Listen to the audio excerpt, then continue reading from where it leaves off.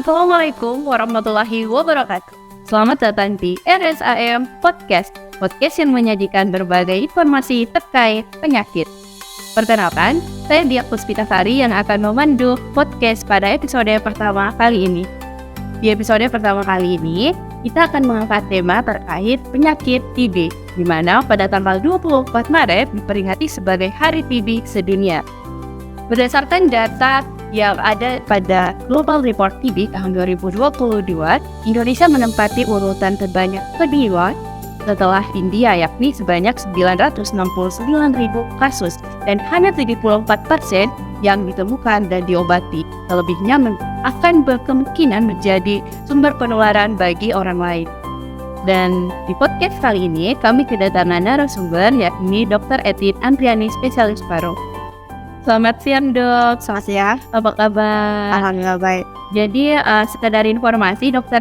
Etin ini merupakan salah satu dokter yang bekerja di RSUD Prof. Dr. HM Anwar Makassar Bantaeng.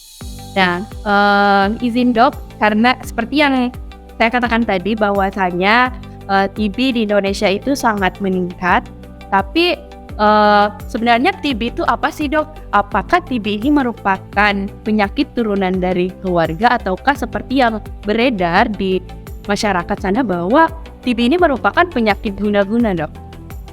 Itu pertanyaan yang bagus ya bagi orang awam berkaitan dengan TBC. Sebenarnya TBC itu sebenarnya penyakit menular akibat dari infeksi bakterium Mycobacterium tuberculosis yang penyebarannya melalui droplet, air liur, cipratan udara dan juga bersin maupun batuk gitu. Jadi sangat jauh itu berkaitan dengan guna-guna dan obat turunan. Oh iya, berarti murni ini adalah penyakit yang bukan guna-guna dan bukan penyakit turunan darah. Ya. Jadi juga cara penularannya adalah droplet. Apakah ada penularan lain dok? Media penularan lain selain yang dokter katakan tadi atau bagaimana? Sebenarnya kebanyakan orang awam berkaitan dengan penularan, mereka beranggapan pasien yang TBC akan menularkan dengan alat makannya dan juga berjabat tangan. Hal itu sebenarnya tidak sama sekali ya. Sebenarnya pada dasarnya TBC itu penularannya dengan udara. Jadi segala sesuatu yang menularkan udara seperti bersin, batuk, percikan, bicara itu bisa menularkan.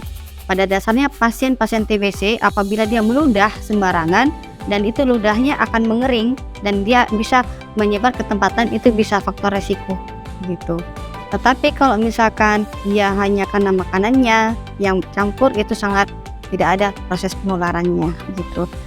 Oh iya, jadi teman-teman seperti yang dikatakan Dr. Etin Andriani tadi bahwasannya seperti yang kabar yang beredar bahwa alat makan yang dipakai itu dengan sesama penderita itu tidak bisa menularkan ya dok? Bisa menularkan, namun dia akan berkembang ke organ lain. Itu namanya TBC ekstra paru gitu, dan itu prosesnya beda lagi. Terus ini kan biasanya penderita selalu berada di lingkungan keluarganya, temannya. Apakah itu bisa menjadi resiko penularan juga, besar penularannya ke teman-temannya atau ke keluarganya? Sangat besar ya, apalagi kita baru banyak sekarang penderita TBC yang istilahnya gizinya gizi bagus ya. Sebenarnya secara klinis itu kebanyakan pasien-pasien TBC itu gizi kurang, salah satu faktor risiko. Namun yang saya pernah dapati itu kebanyakan sekarang hanya TBC sudah didapatkan pada pasien-pasien yang gizi yang lebih juga begitu. Padahal terutama pada pasien-pasien yang risiko tinggi, yaitu pasien yang gula, DM, diabetes mellitus, itu meningkati dudukan tertinggi untuk faktor risiko tinggi tertular TBC. Sehingga pasien-pasien yang satu rumah dengan penderita berarti memiliki faktor risiko tinggi, menyebabkan dia aktif kembali.